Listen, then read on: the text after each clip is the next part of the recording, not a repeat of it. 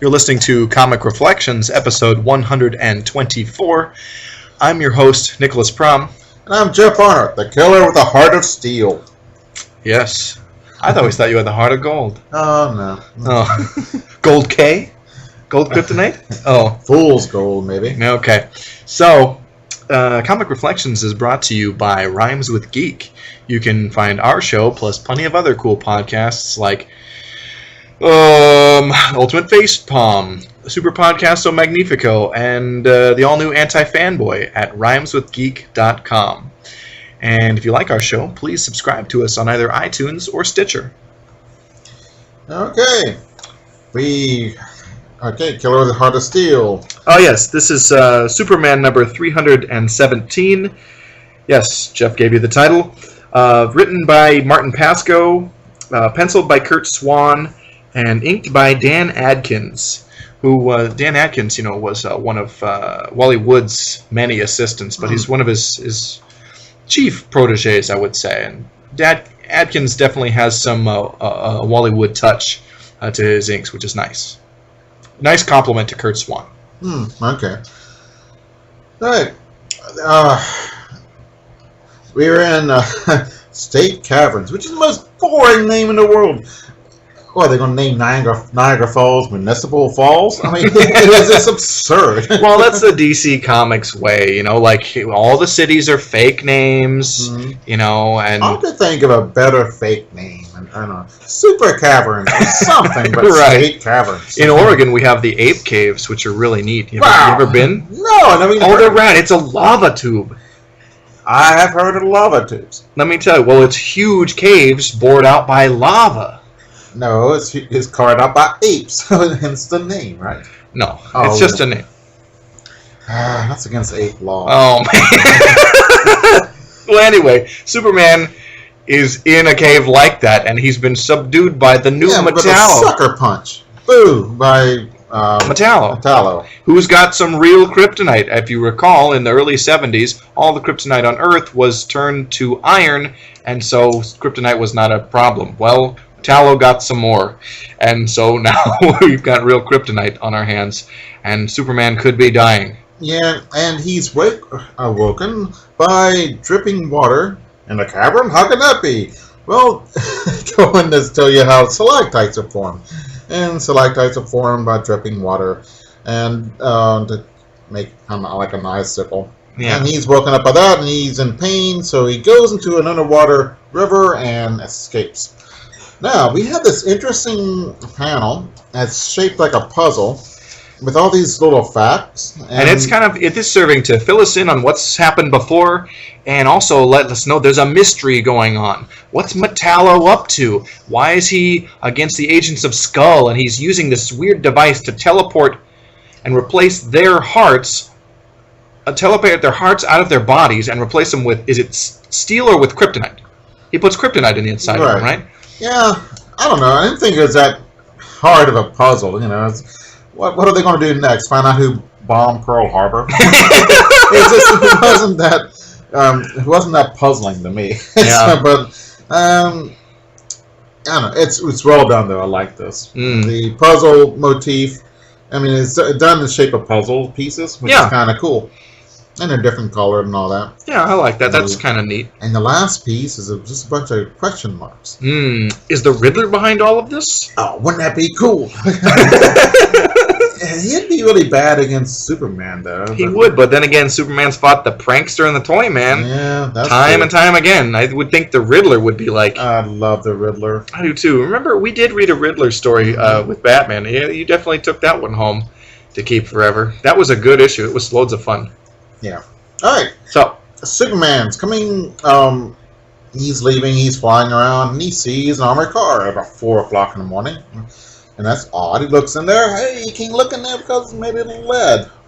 And he says, this is suspicious. Here's something about the lead line stuff. Okay, Superman can't see through lead, but sometimes if there's stuff that's like coated in lead, that's kind of a giveaway for Superman to show up and bust it open. Right. Because, what are the odds it's going to be kryptonite inside every time? Right. It could be just to conceal the hideout. Right. of somebody. He's not going to know our plans. Well, what is this lead box that you're in? Something evil is afoot, clearly. Right. So anyway, Yeah. So I guess it makes it dangerous for him. Well, if it's a lead box, he's got to check into it. But Right. it could be a little booby prize of kryptonite. yeah, Or or it could be gold kryptonite, which could remove his powers forever. Yeah. Or who knows? Yeah. This is.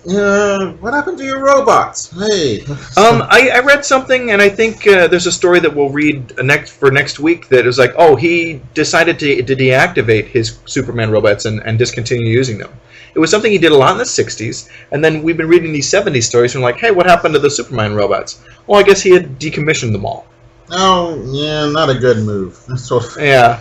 I guess they want to make it hard for him because it makes.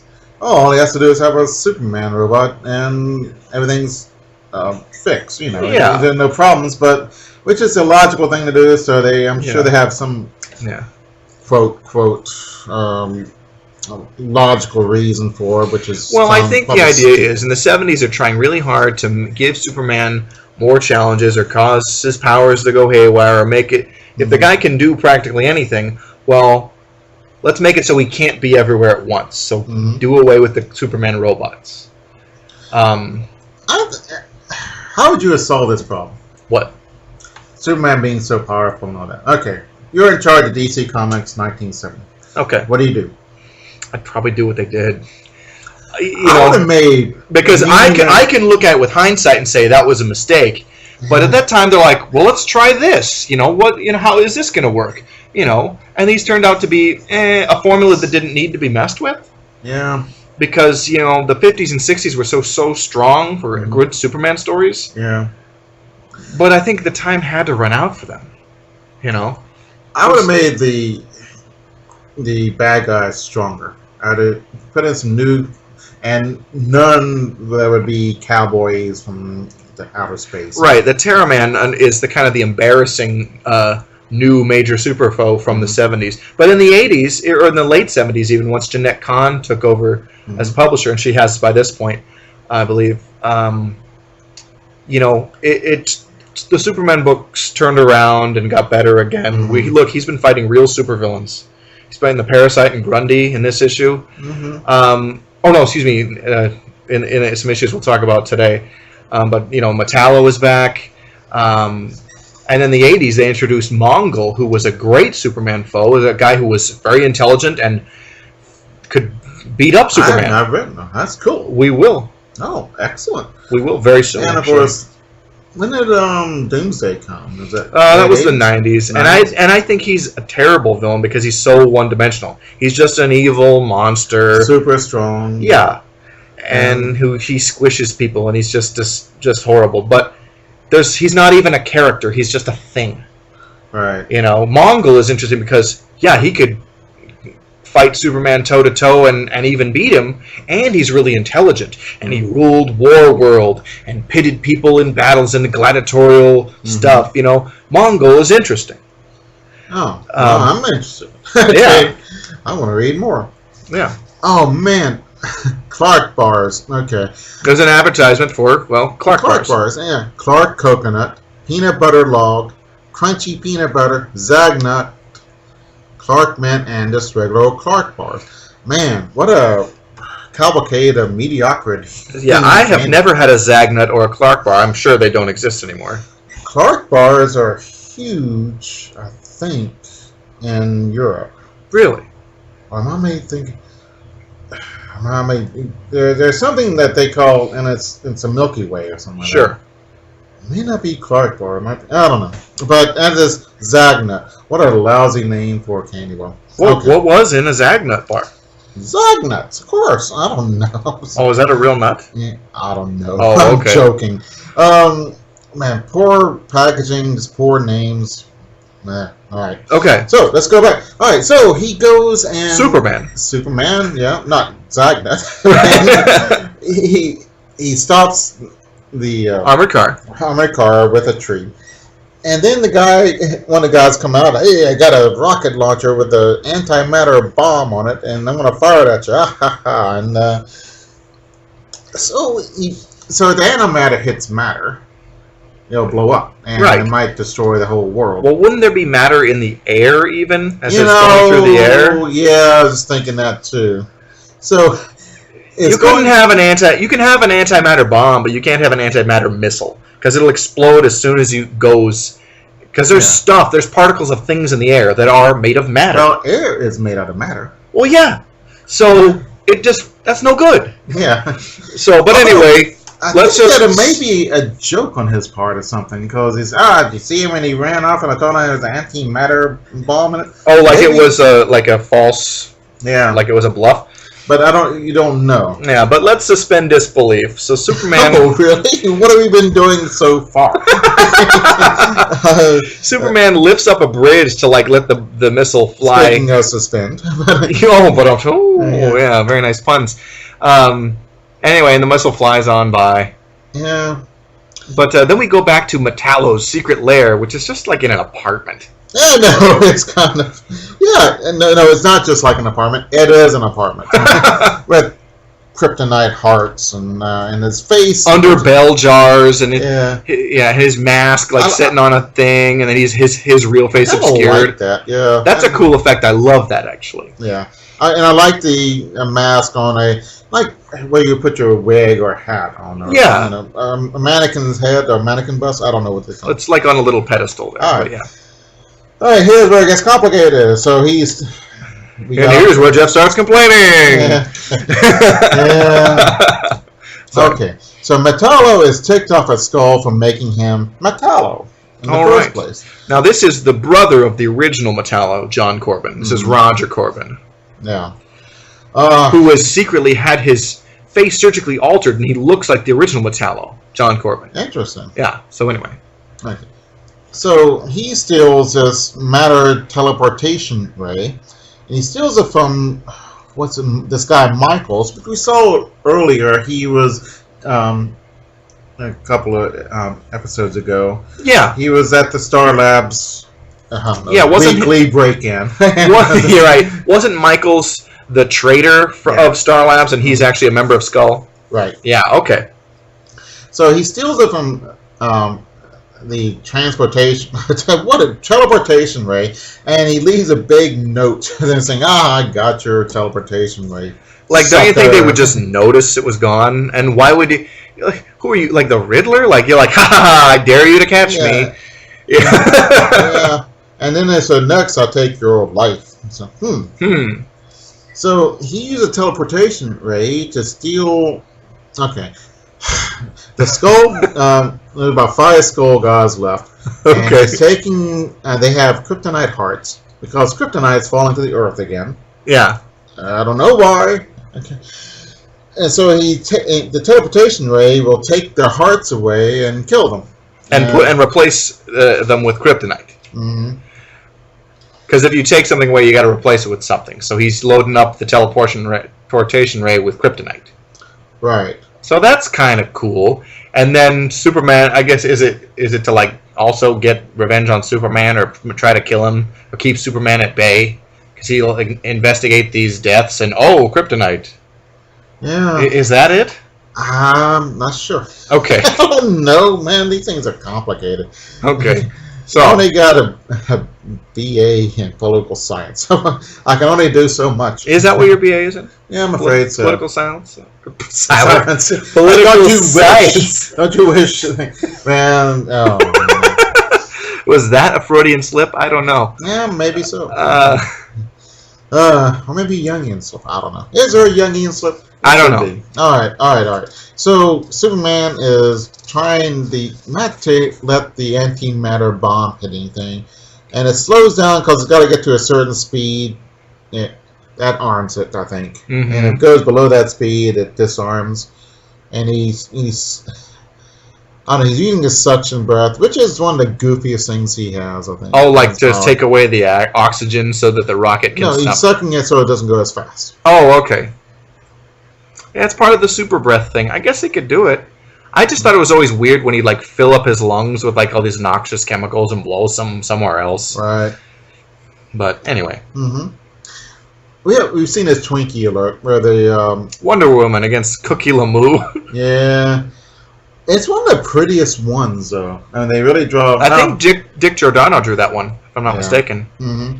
It's really well drawn. Okay. Yeah. The girls look nice. Yeah. Anyway, the Cookie Lamoo is an actress on a billboard who becomes giant or something. Yeah. So. A house ad for the first Superman dollar comic, where we have our two favorite people in the world, Lex Luthor and Brainiac. Yeah, and they're shaking hands. Man, wouldn't you like to be as buff as Luthor and Brainiac? Man, they look good. They look really cut, you're right. And they're shaking hands, and Superman's dead at their feet on the cover. So you know it's a tease. But this is their first really, like, at this time, longest single Superman story published. And this is just a one-shot. Yeah? It's not even a numbered issue. Yeah. We read this, right, for the show, right? No. We haven't? We read the first Luthor and Brainiac team up, but this is another one. I wonder if there's a trade that collects, like, classic Luthor and Brainiac team ups. Oh, that'd be great. But anyway, this is part of when Jeanette Kahn took over as publisher of DC. One of her experiments was the dollar comic line, and it worked for a while. It was more pages. Yeah, the price is higher, but you're getting some value for your comic. And you have to wait, and you can have longer stories. Yeah, and I think it was a good idea. It lasted a while, and it worked for a while, and it was just... Look, DC floundered in the 70s until the late 70s when Jeanette Kahn came along, and then because of her, they turned things around, and the 80s were probably the strongest decade creatively and qualitatively that DC had in, maybe ever. It's just really a great decade for that company. So, yeah. All right. So Supes fixes the bomb and destroys it, and he comes back. Oh, the two Skull guys are dead. Then he opens up. Oh, it's kryptonite. Crap. Yeah. It's bars and bars of kryptonite. Yeah. See, this is like, they went from there being like no kryptonite to like kind of bringing kryptonite back a little bit with synthetic kryptonite, and then we've got boatloads of kryptonite again. I don't know what he's doing with the kryptonite, though. I mean, he's taking it and he's... I don't know. Yeah, he doesn't know either. He had to figure out later. Okay. Well, thankfully, it's wrapped in lead. Yay. Yay. Oh, yeah, in a lead box, so he can just close the door and go and throw it somewhere. Get rid of it. So, Metallo, he leaves Superman to die. Yeah. Like an idiot. And then he comes back. Oh, yeah, here he is. And so, he's gone. Oh, he's escaped. Once again. I need to stick around, I think. Yeah. What can you do, though? I mean, he's got to escape. I mean, I know, because you can't have your hero die. Yeah, because then series is over. Right. When it's what we have after that? Just like Superman's enemies sitting around, like, what are we gonna do now? Yeah. So like the rest. I really like killing Superman. Tell it again. Yeah. Yeah. Oh, that would be an interesting. This would be an interesting. Here's an idea for a story. Superman is killed. Here's an imaginary story. All right. But we set it up for like a 12-issue limited series where Superman is killed, and then his major foes go to war with each other. So you've got Luthor and Brainiac and the Parasite and Metallo, and who else would be another good one? The Prankster. No. But they some of them team up and they're fighting each other, and that would be an interesting limited series against. Yeah, would be. Yeah. Because maybe some of them are claiming that they killed Superman, like it's a mystery. And they're duking it out because the other one, they want to... Somebody really did do it, but everybody else wants to take credit, and so they're in battling with each other. And yeah. What if Mixospitalik went against Lex Luthor and Brainiac? Wouldn't that be great? I don't know. They would be so irritated with him. They would hate him. Yeah. I mean, it would be great because Superman is he's a nice guy. He's irritated by it. He doesn't want to see Mix come to harm. But Brainiac... Sometimes I think he does, but yeah. Lex Luthor would gladly kill him. That'd be interesting. Yeah. I don't know. I was thinking of, like, that story excluding Prankster, Toyman, and Mixus Pitalik, of the silly villains. Yeah. There's nothing silly about Mix. He is the greatest. Okay. Oh, man. I want to name my kid Mixus Pitalik. Yeah, good luck with that. Yeah. Good luck getting Colleen, that one past Colleen. Yeah. But let's carry on with our story. All right. He's back at WGBS. Clark is. Yeah. And here comes this. A new character comes up, so he's probably up to no good. That's the problem with the limited amount of characters, is that if someone new comes up, what does he have to do with the story? Right, or it's red shirt syndrome, like, new guy we've never seen. No, he's not coming back from this mission. Right.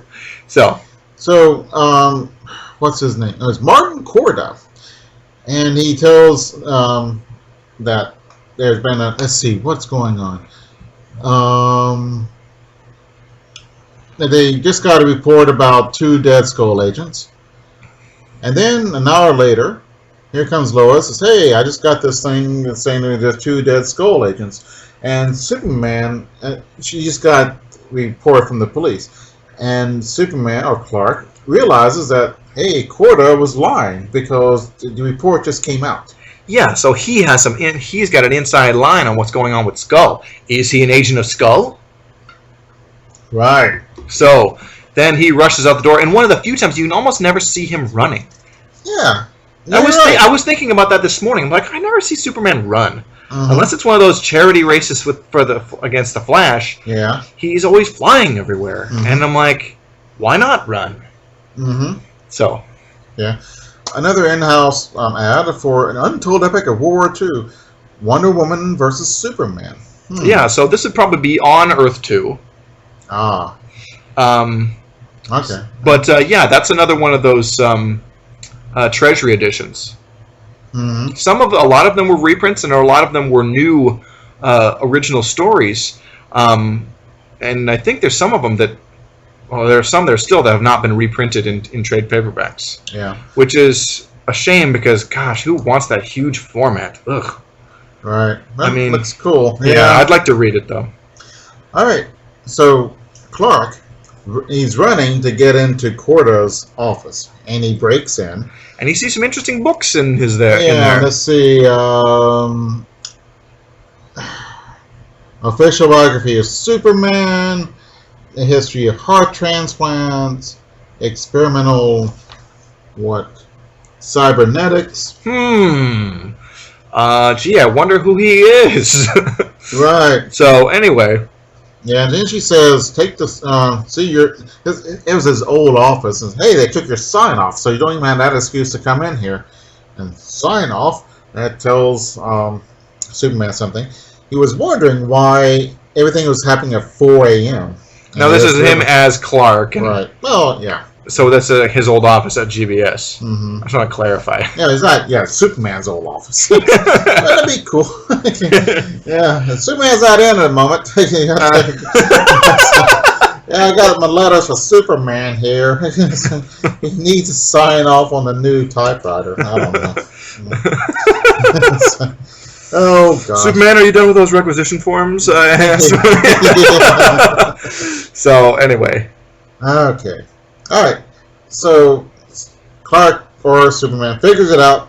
Here comes. We go to Skull Land. Skull's their secret hideout, and they have a round table shaped like a skull. Man, is that cool or not? I think it's great. I think it's cool too. But they're the last 3 Skull guys left. Yeah, and their wall disappears, and here comes Metallo. Oh yeah, he teleported the wall away. Which is interesting. Yeah. So I guess he can replace it with something, or he can just teleport stuff away. Right. So, but anyway, and he shows up, he fires a teleportation ray and puts kryptonite in Superman's chest, and the kryptonite that's in his own chest, and switches it with Superman's heart. So Metallo has Superman's heart, and Superman's heart's been replaced by kryptonite. Superman's gonna die. Right. And he turns green, so you know he's dying. Kryptonite poisoning. Yeah. So the police are outside, And Metallo is fighting against Skull. And then the police do something. They swamp the airwaves with talk, and that destroys Metallo's something. His robot body is out of control because of all the jibber jabber of the radio waves, and that's why he's doing everything at 4 a.m. in the morning. Oh, okay. Because the radio would be off, Mm-hmm. like nobody's transmitting at that time. Yep.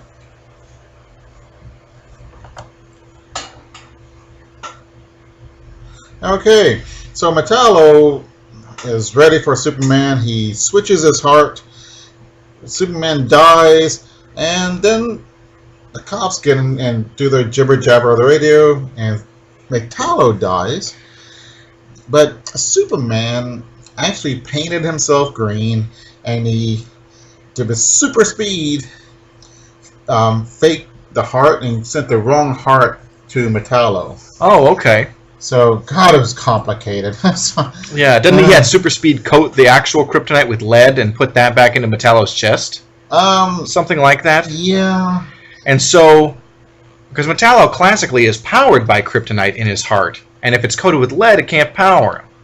Right. Is that what happened? I think so. Yeah, I guess so. Okay. Man, it was just complicated. Yeah, well. The reveal is always complicated. It's always some weird switcheroo.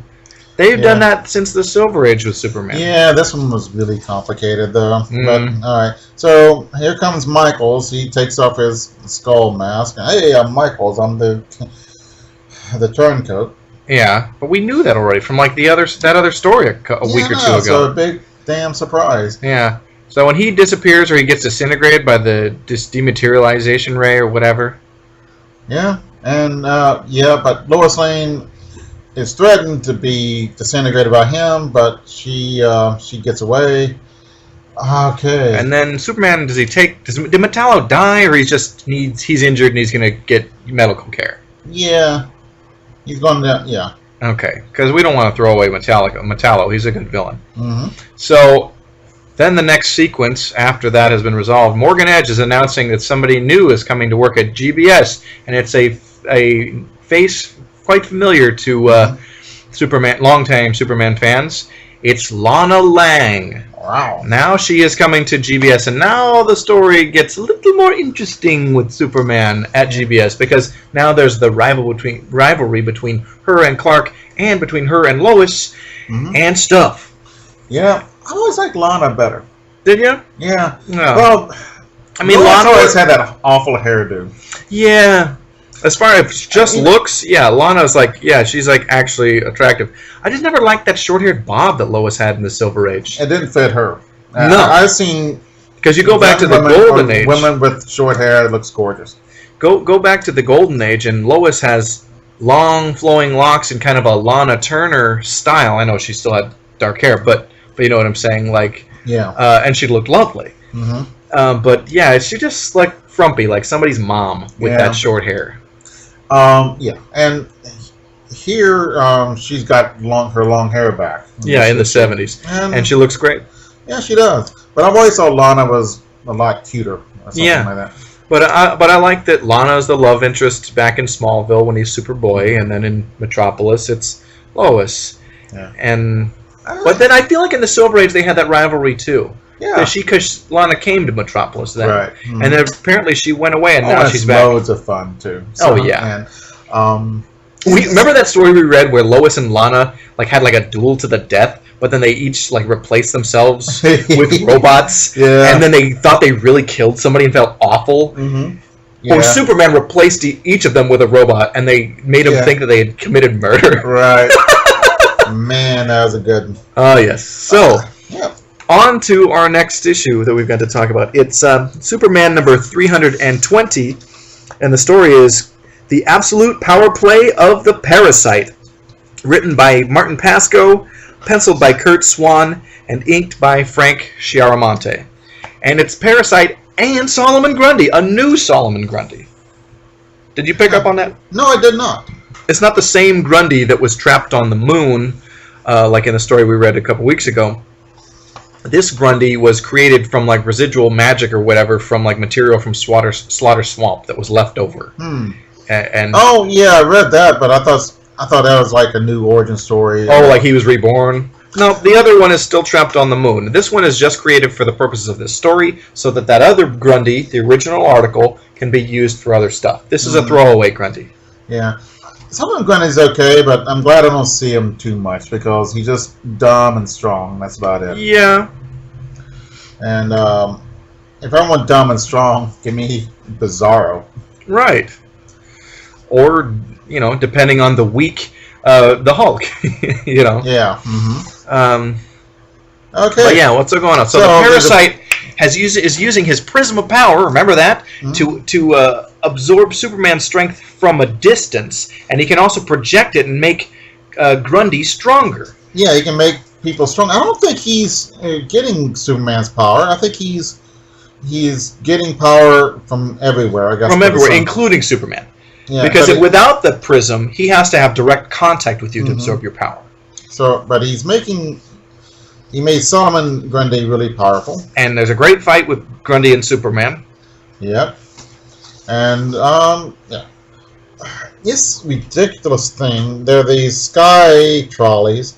Okay. And Solomon Grundy gets lodged in between them totally by accident, and they stick. And Superman just leaves them. Yeah. Just leaves him, and nobody tries to hey, what are we gonna do about Solomon Grundy up there? Yeah. Well, Superman leaves and comes back, and he gets his wino out of there because it's the only person who was in there. Because it's late at night, I think. Yeah. And he comes back, and he gets Solomon Grundy had grabbed him by the cape, and so Superman said, "Oh, he must be in the cape." So he brought his spare cape and wrapped him up in it, and then he left. Okay, we get an origin story of the new Solomon Grundy. Oh yeah, it does say create a new Solomon Grundy. Mm-hmm. Okay. That was probably an editorial decision, not to have Grundy back from the moon, because then what are you going to do? If we can have a throwaway Grundy, then the other one we can do something else with it. Mm-hmm. Okay. Poor Lois, and we have Perry White. Yay! Yeah. Poor Lois is sitting at her typewriter sleeping, and she's writing about Superman because Lana really showed her up, and I'd love to have read that one. Yeah, Lana Lang has come to GBS, and she's really stolen Lois's thunder, and so Lois is really working hard to regain her status as top dog at the planet / GBS. Yeah. And Perry is worried about her, so they go out, and here is this submarine octopus attacking It looks like an oversized bathysphere with big old metal tentacles, and this is straight out of the Silver Age, and I love it. And so Superman is going to fight this thing.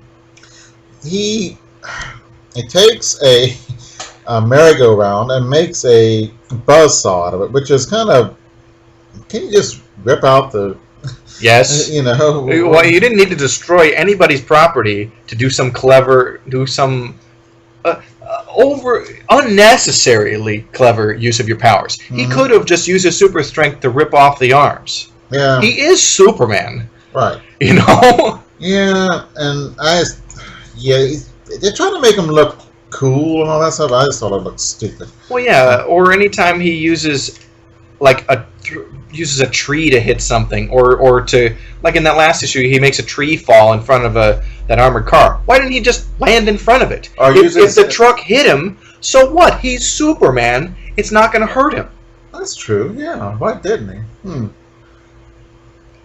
It would have been. Maybe he wanted to check out the back before something happened, but then they saw him and he was going to stop the truck anyway, right? Mm-hmm. He could have just let it crash into his chest, the guys who had been knocked out, and then look through, open it up and see what's inside. Or lift it up and put it in a ditch, or use his heat vision and destroy the tires. Yeah, knocking over a tree was stupid. Yeah, or use heat vision and destroy the engine. Uh-huh. Yeah. All right. We have a in-house ad for Power Girl. Yeah, Speaking of bad haircuts. Yeah, she got a couple of issues spotlighting her in Showcase, and this was for Showcase number 97. Mm-hmm. She, of course, had debuted, I can't remember what issue, but in the revived All-Star Comics as a new member of the Justice Society. Yeah, she does not have her famous cleavage here, but she's still a Baba Boomy. Yeah, and, she was created by Wally Wood, I'll be darned. And you wait, if you ever get a chance to read those issues of All-Star Comics with Wally Wood on art, Wally Wood drawing Superman. And the Justice Society. It's awesome.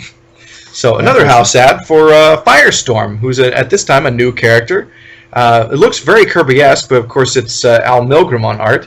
That's interesting looking. Yeah. I had no... have we done Firestorm? We have. You've just forgotten. Yeah. He's the guy. He's the high school kid and the professor. Their minds become one, and they become Firestorm, the nuclear man. Mm-hmm. So, anyway. Okay. So, here where it gets kind of strange. With Superman. They shoot bolts and they... Who do? The guys in the octopus? Yeah. Right. They shoot bolts and he's stuck on a water tank. Yeah, they pin his cape to this wall. Yeah, and he can't get out. And so Lois and Perry get into a helicopter, and they're going to go to the lighthouse and cover the story. Mm-hmm. Well, Superman, when he yanks on his cape to get those pins out, one of the pins flies and disables the helicopter when they get there. They have trouble getting it out, and their vibrations are creating some kind of super suction.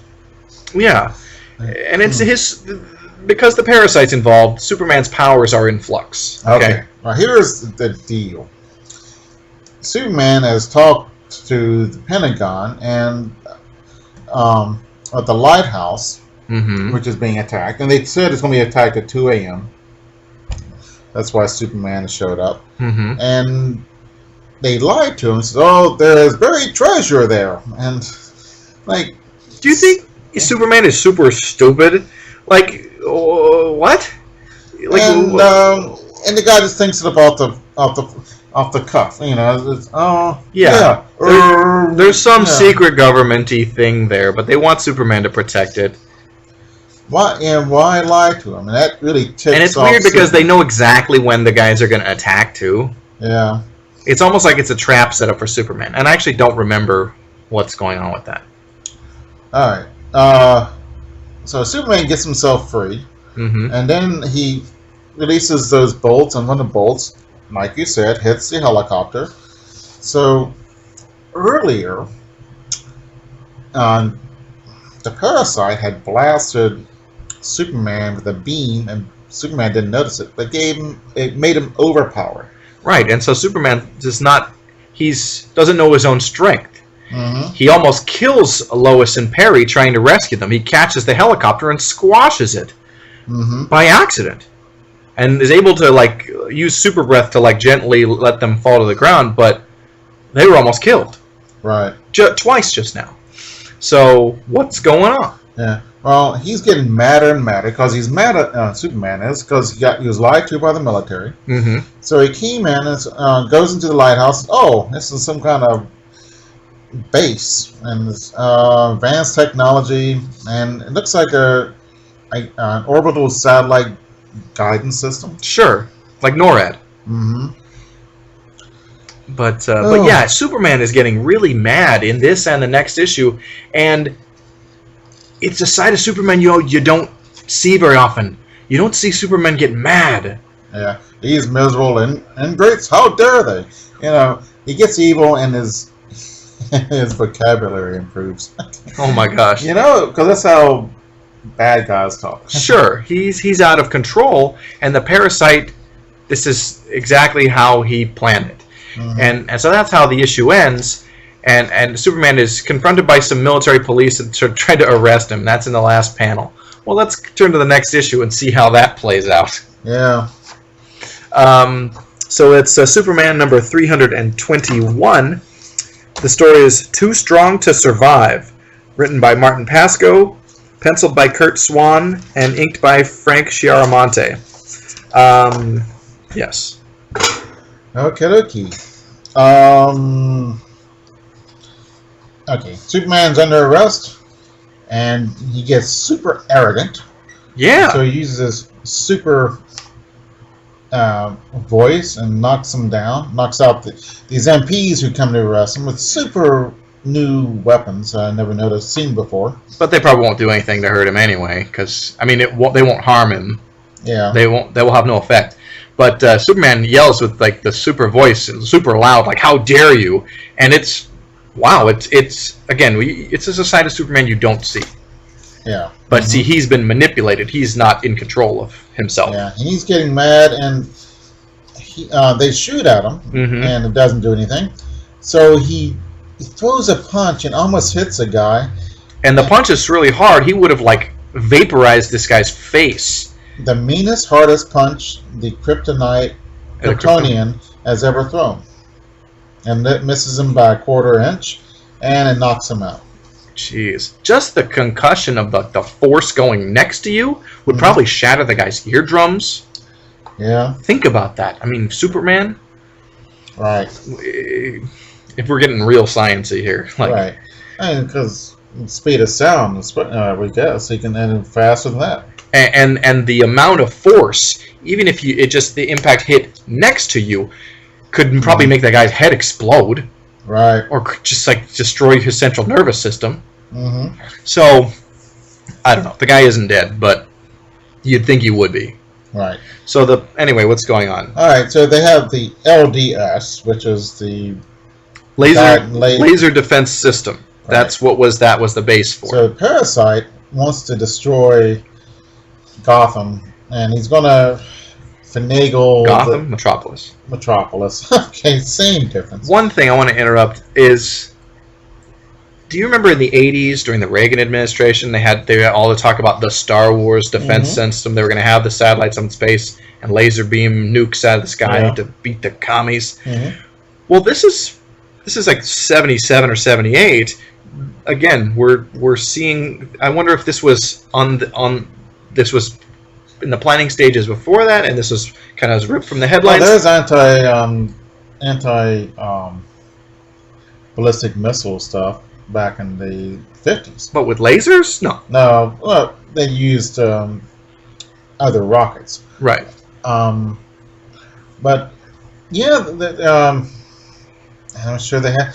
Yeah, they haven't worked yet, or maybe they do, but we don't know about it. I want to know if this is an example of comics, comics as speculative fiction, kind of heralding something that actually happens in a few years. Science fiction, they probably thought about it in the 40s. Sure. Okay. But it's kind of cool. So all of a sudden, Superman gets painful. He can hear everything in the world and see everything. He covers his eyes, and his eyes are blazing with the heat vision, and is burning his hands. Oh, man. He's having a Ray Milland moment because he can see through everything. Oh, yeah, it's a great man with X-ray eyes. The man with X-ray eyes, yeah. Oh, yeah. Let your eyes defend thee. Pluck them out. Right. Whoa. Yeah. All right. So, Lois, actually, normally she's just somebody getting in trouble with. Occasionally she does something good, and she talks Superman, tells him to concentrate. So he concentrates on her, and he sees her skull and flesh get over it. Then he sees just good old Lois. So he's got his powers back under control, and this is this was played up. This kind of thing of Superman having learned to use intense concentration to control his vast powers in the movie Man of Steel. I see. This is how he's learning to use his powers over time because it was all that sensory input was too much for him. Right. And he had to learn to be able to filter things out and get under control over time. Yeah. So Superman professes his love to Lois and kisses her and knocks her out. Because he still doesn't know his own power. He sucked the breath out of her. Yeah. Yeah. The super kiss took her breath away. Dun, dun, dun, dun, dun, dun, dun, dun, dun. You never saw the movie Top Gun? Take the love theme from Top Gun. Take my breath away. Whoa, yeah. Okay. Sorry. Okay. Yeah. All right. See. Okay. He comes back. Oh, and he Superman doesn't fly anymore because he's worried, so he walks. He walks through a pier and just smashes it. And all of a sudden he's attacked by the parasite. Boo. Yeah. And the fight with the parasite's pretty good. Yeah, they go to a desert, and the parasite makes him really big. And then he realizes it's all a dream. It's an imaginary fight. Oh, man. So the parasite, in reality, dressed up like a college student, and he's talking to the professor. And let's see, Superman's making some kind of potion in the Fortress of Solitude, where he opens the door by walking through it. there's a Superman silhouette of the hole. Oh, right, because his powers are just out of control. He needs something to kind of like cool his own jets. So the parasite absorbs all the intellect from this professor and makes him a vegetable. And that's hilarious. Except it would be... That's horrifying, but he's got his... But it looks... To show him as the professor's a vegetable, he's got his tongue hanging out with a stupid expression, and I don't know. It's hilarious. If that was in a movie, it would be a horrifying scene, though. I think so. Yeah. Yeah, but I can. Yeah. So. Yeah. So anyway, Superman shows up and starts fighting the parasite again, and whatever he cooked up at the fortress is working. Right. What he cooked up was suntan lotion. He put lotion on so it wouldn't get as much power from the sun. Oh man, this is convoluted. Sorry. So that he would be able to fight the parasite, but his power would diminish. He wouldn't. But it would diminish to where it was before. Right. Unfortunately, the parasite rushes away through the space and goes in outer space. Superman chases him. But the power, he is so degraded that he loses power and falls from the sky. Yeah, and so we have a laser war over Metropolis next time, but we don't know what's going to happen. Well, we do have that issue to talk about next week. So we that's very good. We will get the completion of that story arc. The next comic we want to talk about today, and so wrap up the show, is it's Charlton Comics time again. Oh. Well, yes, you're correct in that groan. But this is Strange Suspense Stories, number 60. That's like very alliterative. Strange Suspense Stories, 60. Yeah. And the lead story is called Enemy of the Universe. Joe Gill probably wrote all the stories in this issue, like everything. He wrote practically everything at Charlton. No credits given, but he probably wrote this. Bill Molyneux on art, boo, but let's talk about it. Yeah, 1962 it came out. Yeah. That's when I came out. Enemy of the Universe. Yeah, not a good year. Okay. Okay. Cabo is this warlord who has a warlord planet and was defeated, but now Cabo is taking over the leaders from other planets, and he's impersonating, and then he takes those planets to war with other people. Right. And he's done this about 4 times. Yeah, Cavo, is that what it is? Mm-hmm. He, no one knows what he looks like. He's like, he jumps from body to body, or he's a shapeshifter, or something weird. Yeah. But anyway.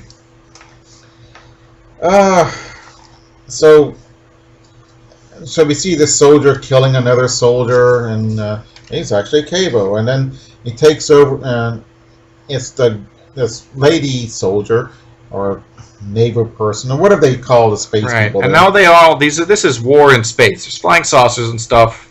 She takes over because Cabo, as disguised as her, takes over. Right. And then the other people say, "Hey, she's fake. She's Cabo." So the army, both sides start fighting each other. Okay. And they fix it so the girl wakes up. Mm-hmm. And because they're using powerful generators, which show the anti-magnetic focusing coils, and it drives Cavo out of her body. Yeah. Okay. The end. Okay, so I don't know. So the next story we've got, it's a short one, a 3-pager. It's called The Man from Scaresville. And pretty nice art by Rock Mastroserio. Effective. Mm-hmm. All right, so we have this guy who likes to scare people. Yeah, he's a prankster. Yeah. He does the thing. He takes, like, there's a bench that's freshly painted. He takes the wet paint sign off, so if someone sits down there and gets paint all over their suit, which would really suck because I don't think paint will come out of a suit. No, it's ruined. Yeah. Yeah. And he scares little kids, and he scares people, and people get mad at him. And cultured people have got no sense of humor. Yeah. I don't know. He does something to this old guy's car. It goes wee whammo. Not sure what happened. Your sound effects are kind of lost on you. Yeah, at least that one. Okay. Okay. So, I don't know. What was that? Wee whammo. Who knows? Is it fireworks? Some kind of car malfunction sound. Car not operating properly. Yeah. So this farmer said, "Get out of there!" And so the prankster goes into the graveyard, and he becomes what he's been pranking people with. He becomes a ghoul himself. Okay. That's it? Yeah, that's it. Wow, pretty thin. Oh, wait, it's Charlton. Yeah. Mm-hmm. The next story, this is a bit better. It's called The $100 Bargain. And Bill Molno drew this, but it's not that bad. Yeah. Yeah. Okay. So these people are selling this car for $100, which is a really fancy car. So it's it's a steal. So the people buy the car, and this person who turns out to be an alien drives it for the remote control, and they take the people for hostages or scientific. They never really explain why they're. But then they can resell the car again, so they keep making money off it too. Yeah, wow. So like the feds or somebody get wind of it, or the police, and they start investigating. So this guy's girlfriend is missing, and so they're like, all right, why don't you go buy the car and we'll tail you and stuff. And so yeah, it turns out the aliens are behind it, and it's so Yeah. I don't know. What do they even want? I don't even remember. Yeah, they're gonna brainwash her or something. I don't know. Okay, so they're trying to use their brain to go to the other planet and to recruit allies. So what the police do is cut off the power. Okay, and that fixes it. And so the aliens didn't pay their PGE bill. Right. Oh, and PGE. That's regional. Portland General Electric, but GE. So yeah, we bring good things to life and send alien invasions packing. So yeah. Yeah. What a meh. Yeah. So yeah. All right. We got a one-page filler. Do we even want to talk about it or skip it? It's not a one-page. That is a one-page filler. No, it is not. Yes, it is. It says end you're at the bottom of the right. page. No, beyond imagination, yeah. Art by Rock Mastroserio, which is okay. It's just a couple paragraphs talking about, like, imagining creatures from outer space. And it might be really scary, and we can't even draw it. So that's it. Yeah. Okay. So I think we got one more story in this, and it's called The Two-Headed Glip. Art by Bill Molno. What do you want to say about this? Oh, God, it's hideous. Okay. Oh, all right. This guy, all right, as young child, his mother's telling him stories, and kid asks his father to tell him stories, and the father tells scarier stories. About giants and monsters and things. Yeah. And the kid likes his better. And they start dreaming, and the kid, about this two-headed glip, who's the worst thing ever. Actually, yeah, it's stupid looking. It's a two-headed snake. Yeah. And it's just badly drawn. Yeah. Oh, everything's badly drawn. It's just bad. Yeah. Bad. So then they wake up, hey, we had the same dream. Wow. Okay. So they go to sleep again. They see it again, and they. I don't know. So the glip is kind of sort of real. Like the things that happen in the dream affect real life and vice versa. And so the kid shoots the glip in the dream with a pop gun. Yeah, because it's got Dad by the arm and tears up his suit a little bit. Yeah. And kills the glip, and that's the end of it. And Dad goes back into his closet and sees his suit ripped. So what happened to this suit? So the mother's going to start telling stories to the kid again. So because the kids kind of think it's scary. Although I don't know, it'd be kind of cool if I wouldn't mind dreaming dreams like that. Sure. But I guess I would. What am I talking about? Yeah. Oh God. Okay. Yeah, Charlton Comics gives you more crap.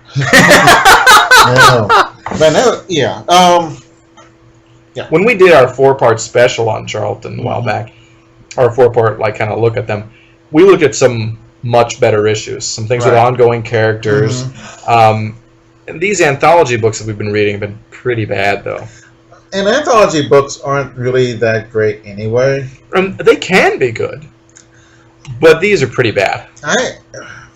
Well, the problem is you have a certain character, and then that character is gone at the end of the story, and you won't see him again, and which makes it difficult. That's why you have the narrator and creepy, ghouly Uncle Death or whatever have the narrators, and which I don't like those anyway. Although I like the ones from EC Comics, and I like the ones from Warren Publishings. Yeah, those are good, but most other horror hosts are pretty lame. But yeah. But that's On that note, let's bid you adieu to the next edition, right? Or the episode. Yes. Yeah. Oh, God. Charm takes a lot out of you, folks. See you.